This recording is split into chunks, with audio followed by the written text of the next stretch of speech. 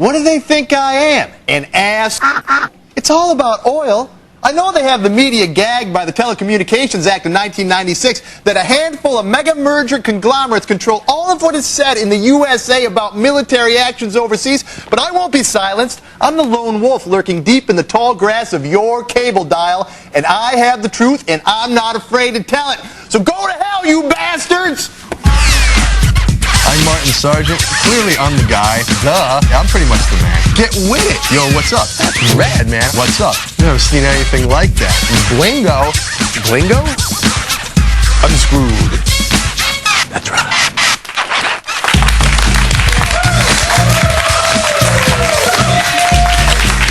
Hey, what up, and thanks for disobeying the people you trust and tuning in to Unscrewed. I'm Martin Sargent. I just broke my pencil. It's Sacatura, the only woman whose number I have stored in my Palm Pilot, the Swish. I'm the only one, really? You are the only one. Oh, that's so sad. My mom used to be in there, but that didn't quite work out. So, Laura, I've been gone for a week now. So, on a scale from Windows 1.0 to XP Professional Edition, how much did you miss me when I was on vacation? You were on vacation? No way! Get out of here! Where'd you go? Did you go to, like, the Betty Ford Clinic or something? No, I didn't go to the Betty Ford Clinic. I thought I would have heard something. That's weird. No, me and my Dungeons & Dragons Club went on our annual live-action role-playing weekend outside of Sacramento. Sacramento, there be dragons here. Live-action role? Yeah, it's really awesome. Here's what we do. Instead of playing D&D with like dice and paper, sitting in my parents' basement drinking 3-liter bottles of Mellow Yellow, we get all dressed up like elves and wizards and orcs and play real Dungeons & Dragons in a county park near Sacramento. This year I was Snippy Skittlefoot, 7th level halfling thief with a +1 short sword and boots of elven kind, which make him walk silently through the woods. But then I got bit by this giant poisonous spider and I failed my saving throw pretty early on. But at least my death allowed me to shoot a little footage of the vacation. Here, take a look. Oh, great, Tiamat! Our stalwart band of adventurers have been ambushed by a party of trolls and hobgoblins, but our wise old wizard, Mezbul the Grey, fights back by casting lightning bolts. Laura, look at the ferocity. Clearly, at this point, the battle could have gone either way. I could barely hold the camera. I was so nervous. But then, huzzah! Those winds of those forgotten realms started to shift in our favor, and our good cleric, Father Cecil, cast a sleep spell, and thank Odin, we could continue our quest for the Axe of the Dwarvish Lords. Wow. And we got 13 gold pieces for our haversacks from that little battle. I don't even think I understood anything you just said. You're such a nerd, Laura. You don't understand that. But it's great to be back because, you know, acting like a hobbit all weekend, it just takes a lot out of a guy. But great show tonight. We've got the man who wrote the book that inspired Oliver Stone's movie JFK. That's right, Jim Mars is here to tell us about the ancient secret societies that still rule the world. And it's not the Green Party, all right?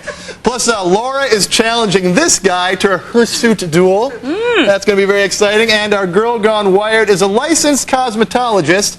Well, I'm a licensed driver. I think we should hook up. A lot in common. Hey, it's time again. Time to play a little game we call Search Spurts. Yeah, but we're going to do it a little differently today. It's a brand new Search Spurts. I'm going to be giving the contestants 3 words or phrases that sound similar. For example, Sammy Sosa, Calistoga, and Abe Vigoda. The contestant will have to choose which search term will have the highest number of hits on Google. All right, you get it? Good. Let's meet today's contestant. After beating our reigning champion, Steph the Geek Quellen from EmoCrap.com returns to see if she can keep her crown. Hello, Quellen from EmoCrap. Hello. So you called us earlier today and you said that you were feeling sick. Are you okay? I guess so. I'm a trooper. Yeah, you're kind of depressed, aren't you? No, not really. Well, you shouldn't be because you're the reigning champion of Search Spurts. And with your new fame, do you have any obsessive fans? Yeah, but they're all like 16, so I'm not too scared. Get used to it. You'll be on this show. All right, tonight we're doing a bonus round of Search Spurts. As I explained earlier, are you ready to play? Yep. All right, here's going to be your 3 terms. All right, you just have to guess which term will get the highest search results in Google. Got it? Okay. Here are the terms. Round 1. Darth Vader, the Terminator, and Ralph Nader. Which one of those 3 terms will get the highest search result? Oh, God. Not God. Every one of those people has weird followings. The Terminator? The Terminator? No, I'm sorry, that is incorrect. The real answer, no, you're right, the Terminator. The Terminator with 2,930,000 hits to Darth Vader's 191,000 and Ralph Nares, 226,000. Good. You got to get 2 out of 3 right to get this. All right, here's your second round of terms. Napster, The Rapture, or Pap Schmear. Which one's going to get the highest search result? Pap Schmear, probably. Pap Schmear? No, I'm sorry, it's Napster with 1,640,000. Pap Schmear got a mere 122,000. Really? Come on, people, get in there and get your exams. It's very important. Okay, before I go on. Bagels? Pap Schmear? No, no, it's not. Pap Schmear. I think it's Pap Schmear, but I'm interrupting the game. Let's continue. Yeah, I think you are. I just want to go on the record as saying that I think regardless of what happens, we're all winners here tonight. That said, time for the final round. Here goes. Star Trek, Ben Affleck, or The Amazing Banachek? Star Trek. Star Trek. That is correct. A whopping 1,700,030 hits to Ben Affleck's 444,000. Amazing Banachek. He's a great magician. Only got 277 hits. Congratulations. You won more than 2 out of 3. So you win a copy of Harley Hahn's Internet and Web Yellow Pages. We found this next to our photocopy machine laying around the office. Hey, Quellen, thanks so much for playing. I hope you feel better. Thanks. Try Prozac, okay? See you next week on Search Spurts. Ooh, that was fun. I like that new way of playing Search Spurts, don't you? I just like rhyming. I just like saying Search Spurts. All right, hey, the United States is not the democracy you think it is. Stay tuned. Jim Mars is here, and he's going to explain how a handful of secret societies like the Freemasons and the Bavarian Illuminati may wield more power than the voting public. That would be you. But first, tonight's musical guest plays an old classic with a twist of PCP. Strike the band with your superhuman strength, Ernie. Coming up next, the Screensavers, only on Tech TV. And now it's another Get Into Gear giveaway clue to win a 2004 BMW Z4 plus cool daily prizes. Hi, I'm Adam Sessler. Earl Dixon was an employee at Johnson & Johnson when he invented the Band-Aid in 1921. That's the clue. Now log on to techtv.com/getintogear and take the Get Into Gear quiz. And keep watching Tech TV weeknights anytime between 7 p.m. and 1 a.m. Eastern till October 31st for more clues and more chances to win. It's Tech TV's Get Into Gear giveaway, brought to you by RCA.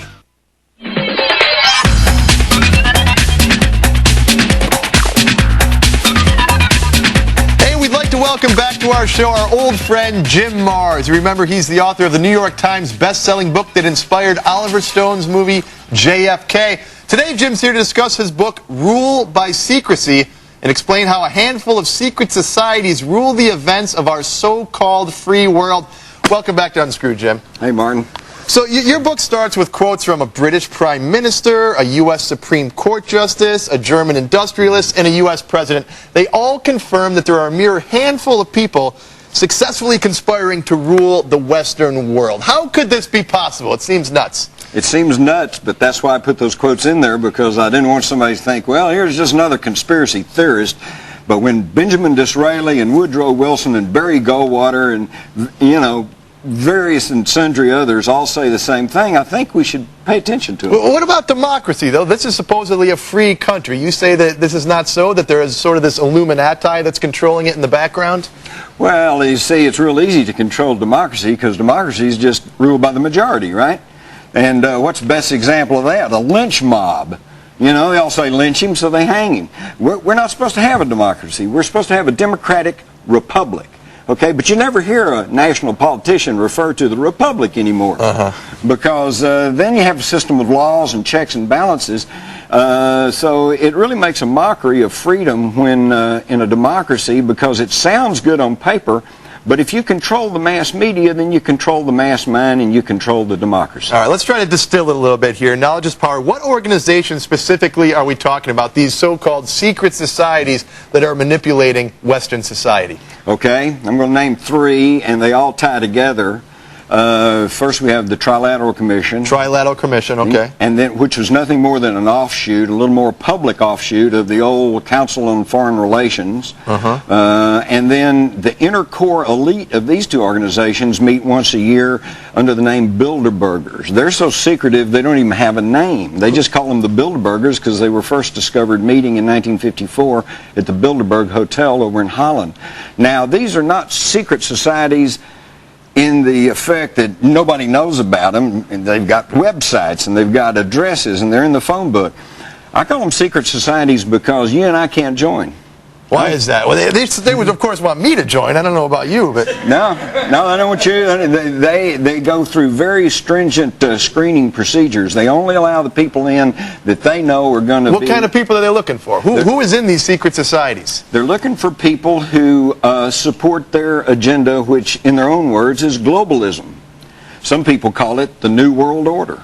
And it's one world government, one world economic system, one world military system, one world corporate system, one world communications, and they've even talked about one world religion. One of the names that comes up in your book is Colonel Edward Mandell House. What's the significance of this figure in secret society history? Well, at one point, Colonel House, who, by the way, is a fellow Texan... Congratulations. was, I don't know, Eric Johnson, you know, Sam Rayburn, all these guys seem to come from Texas. They, at one point, this guy was the most powerful man in this country because he was the chief advisor to Woodrow Wilson. And it was under Woodrow Wilson that we not only had World War I, but we also got the income tax system initiated and the Federal Reserve So system. he was an advisor to Wilson? Yes. Okay. But he was never elected. And yet he was the most powerful guy going, and he in turn was one of the founders of the Council on Foreign Relations. All right, so like Wilson's 14 points, you're saying that they were all sort of authored by this guy and Wilson just sort of adopted them? Well, that's the point of having an advisor, is it not? Why is that a conspiracy? Well, a conspiracy is not necessarily bad. If we conspire to throw you a surprise birthday party, it's a conspiracy, but it's not bad. I mean, a conspiracy simply means that you're acting in concert and you're planning things with people. That's right. Conspire. The Latin, it means to breathe together. It means to breathe together, to conspire, which is conspire. Thank you. Conspire. By the way, you were great in Jurassic Park. So at the heart of these societies, some of the biggest names in U.S. history. We got the Rockefellers. We got J.P. Morgan and family. Who more recently? I mean, we've heard of all these rich people of yore. Who are the people that are more close to our time in secret societies? Well, let's talk about the current Bush administration. George W. Bush, as far as I know, is not a card-carrying member of any of these secret societies. But well, they're not going to let that guy in. But he's not in charge. And his dad, George Sr., and Dick Cheney, and Rumsfeld, and a few of these other guys that are all around him, they are members. They are in charge. They are, and they are members of these organizations. Well, George Bush Sr., he was a member of the Skull and Bones. Yes, yeah. And so was George Jr. Okay. So see, that's the good old fraternity system, you know. Your fraternity brother comes and says, we got to do this, and unless you've got some real serious objection, that's what you do. Why should I care about any of this? I mean, the United States, is it not still the best country in the world? Well, if you go outside of the United States, I think you might find people that would argue with you about that. Communist! No. I know what you're saying, yeah. Let me say what I'm saying. I firmly agree that we have the best form of government that's ever been conceived. Problem is, it's been taken over by criminals. And when I say criminals, I use the term advisedly because these are people who are violating laws. Dick Cheney, for example, his country, while he was head of Halliburton, did $23 billion worth of business with Iraq illegally. Well, Cheney, yeah, of course, but I mean, everyone knows that. What's he done to us today? So the book covers lots of things. It says you can connect all these things back to the Great Pyramids, and you know, you look on the back of the dollar bill and you see that pyramid. How does that whole thing play out? Well, because that's the all-seeing eye of knowledge, and that's what's used within these secret societies to pass along their hidden information that they want to keep secret from the public. And when I set out to write my book, Ruled by Secrecy, my hypothesis was that you could actually connect all of these societies back through history, and by golly, you can.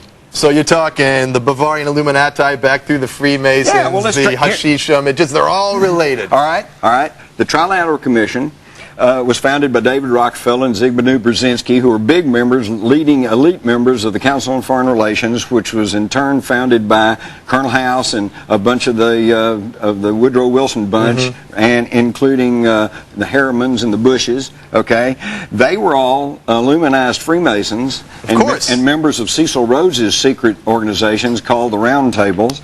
They came out of Freemasonry. Freemasonry came out of was infused with the Illuminati Illuminati back in the 1700s. The Illuminati and Freemasonry both stem back to the Knights Templars, who brought back their knowledge from the Crusades. From the Crusades over in the Middle East, which they got the knowledge from the ancient mystery schools of Egypt and Greece, which traced their lineage back to the world's first great civilization, the Sumerians, which is in present-day Iraq. There you have it. A distillation of Western history from Jim Mars. There you go. That's unbelievable stuff. Thanks for the civics lessons. You can only get it here on Unscrewed. Thanks so much for being on the program, Mr. Mars. Come back again soon, all right? Hey, you want to read more? You got to read Jim Mars' books, Rule by Secrecy. Man, it's mind-blowing. And check out our website, techtv.com/unscrewed for more. All right, stay tuned. We have a whole lot more coming up. Don't go anywhere. The Illuminati might get you.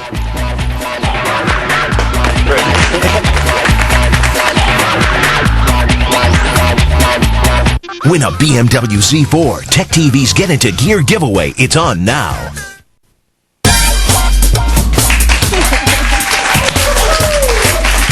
Yeah, now it's time to gawk at some females we'll never have a chance with. Girls Gone White. Yeah, tonight Babe is a fitness model who lists her favorite food as chocolate whatever. Here's Tara Cavallero. Tara is a high school graduate who has appeared in such fine periodicals as Female Illustrated, Pump Magazine, and Psychotic Clothing. Her bio states that she enjoys inspirational quotes from books like Chasing Away the Clouds by Douglas Padgels. Here's a quote. Some of the secret joys of living are not found by rushing from point A to point B, but by inventing some imaginary letters along the way. I suggest the imaginary letter F. When not reading about chasing rainbows, Tara fantasizes about making uninhibited love whenever and wherever she wants. May I suggest in the trunk of my 1980 Plymouth Volare? And like most women, she's turned on by cuddling, kissing, sunsets, ambition, spontaneity, and passion. But if you don't love animals, she'll think you're evil. Which is great, because I love animals, specifically pork and beef. The one man Tara would love to meet is Hugh Hefner, because she thinks she has the stuff to be the next Playmate. So keep searching for that pot of gold, Tara. You've inspired us to make you our girl gone wired. All right then, Laura. I have a very important announcement to make. And that would be? As of August 2nd, I am officially with beard. Beard? Huh? And ew. I know, I can hardly believe it myself, but I realized that I wanted to have more in life than a wildly successful talk show career, so I did it. I went out and... Yeah, and I don't mean to rain on your parade here, Laura, but all I see is the beginnings of a mustache. I don't know what you're talking about. Hey, but that's not the point. The point is, I've got a beard surrogate. Beard surrogate. Yes, what the hell brought this on? Why do you need a beard so bad? Well, I was depressed one day, and so I went to the internet to seek solace, We all and do. lo and behold, I found it at uni.com/beard contest, and it started August 2nd, and it challenges players not to shave until December, so every day or two, participants upload new pictures of themselves to document their beard's progress. Okay, I get it, but the big question is, who is this beard surrogate of yours? Well, actually, he's here tonight. It's Mike. Landry? The intern? Why would you pick him to be your beard surrogate, not me? Because. Why not me? Because I want my beard to grow. Okay, if we had a beard together, it would just stay the same length. Not really a beard, not exactly stubble, just sit there. And I want more for my beard. Oh, yeah, so I guess Landry's your guy. How's he doing so far?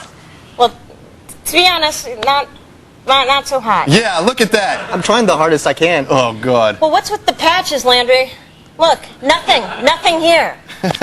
You know what? I saw you drinking last night. Did you know that every time you have a drink, your beard has a drink as well? Really? Yeah, really. You know what? Take a look at these pictures. They're from the Reno Beard and Mustache Contest. Oh, my God. They have You see that? Yeah. You want to know what these guys do? What? They don't drink. I want that for our beard. So from now on, on the up and up. Well, good luck with that. I hope that you make it to Reno for the big competition, Landry, or should I call you Patches? And if you guys at home want to watch our daily progress, then get the link from us at the website, techtv.com/unscrewed. You're both pathetic. Absolutely pathetic. Hey, don't go anywhere, because Judy's coming up next with a porn tip, but, you know, after watching tonight's Girl Gone Wild, you may have to save that tip for tomorrow night. In the meantime, is the rubber ducky dude still in the house? Did he take us a break? Good.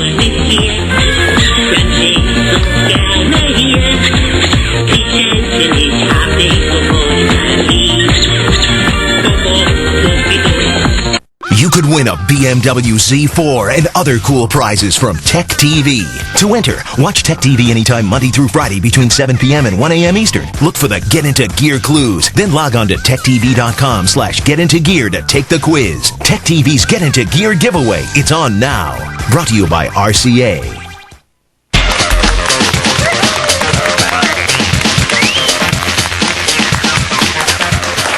Time for us to give a little something back. Here's Judy and her porn tip of the day.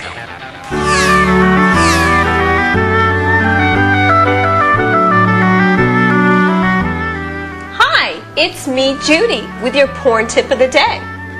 Do you want to watch those dirty movies that you've downloaded from your favorite peer-to-peer network? Speaking of peer-to-peer, I've heard about some of those women down at the docks who network from peer-to-peer. I think that's a story for late night. Anyway, to watch those movies, you're going to need to install something called the DivX codec. DivX codec will allow you to actually play those movies. Because aren't you frustrated enough? Here's how you do it. You want to go to DivX.com. Download the installer. The free version is great. Then run the program and follow the instructions. It's just as easy as the girls you'll be watching in no time. Divx.com. Don't forget to email me, send me your favorite tips at judy@techtv.com. I love hearing from you.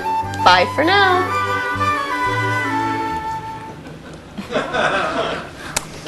Thank you, Judy. You complete me. Hey, why don't we go on and do some emails? You want to do some emails? I would We've done love to do some in a while. emails. I was just thinking emails would be great. I think it's a good time for emails. Hey, some people make the craziest, most unfounded accusations, such as Brandon, who writes in, why does Laura let Martin push her around? He's such a bully. Well, Brandon, I'll have you know that I never push Laura around. We have actually a very caring relationship that I think is fomented on you. It's true. I mean, we really do. Laura, shut up. I'm in the middle of talking here. I'm in the middle of trying to respond to Brandon's email. Like we have a really No, I'm serious. Shut up. No. As I was saying, we have a very caring relationship, and I would never jeopardize that. But thank you so much for your concern. It's really good. Hey, if you guys have emails that you'd like us to respond to, why don't you write them to us? Unscrewed@techtv.com. We'll read pretty much anything on the air because no one writes in. So, hey, thanks to our search spurter, Quellen, Jim Mars, and you for watching. And did you miss a show this week? That's okay, because we're going to replay all 4 episodes from the week every Saturday night when you'll conveniently be sitting home alone. So we'll see you then, all right? Have a great night. We'll see you at the bar, everyone.